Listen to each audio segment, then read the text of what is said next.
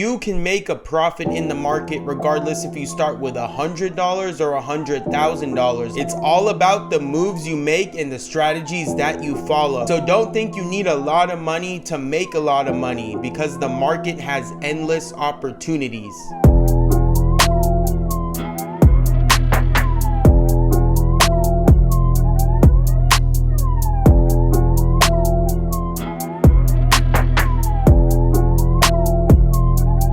Hello everybody, and welcome back to another episode of the Crypto Compass, your guide to everything crypto. Today we're going to discuss trading size and how much money you really need to make a good amount of profit in this upcoming bull run. Now, in all honesty, you don't need a lot of money to start with. You can even start with a few $100s or even just $100, but obviously the more you start with, the more risk you can take. And it all depends on your own risk tolerance, how much you're willing to invest and how much you're willing to lose. And there will be trades where you do lose, but as long as you are overall in profit, then it shouldn't matter. So let's say, for example, you hit a 2 or 3x on your initial $100 investment. So your $100 went to $300, but then on the next trade you lost about $50 from that $300, so it went from $300 to $250. So your original 100 is still up $150 all the way up to $250, but you lost that $50 profit that you would have had if you didn't invest it. So one thing that a lot of people do is get upset about their losses, which is something you cannot do. You cannot let it become an emotional game. You cannot be so tied to your investments that you get sad after a loss. You gotta keep moving forward. And at the same time, you have to know when to cut your losses. You have to know when to stop investing if you keep losing, and take a break and go back to the drawing board and come back at a better time. The market really is a psychological game. You have to understand the highs and lows and how people would react, and you cannot fall in the main mentality that people do. You have to be an outlier. You have to be different, and you have to understand how other people move and how the market moves so you can take advantage of it. It's also very important to understand percentages as far as gains and losses. A lot of people get stuck on the actual price and don't even think about the percent gain. So if we look at Bitcoin, for example, that's at a very high price valuation. Currently sitting at the time of recording at $37,000.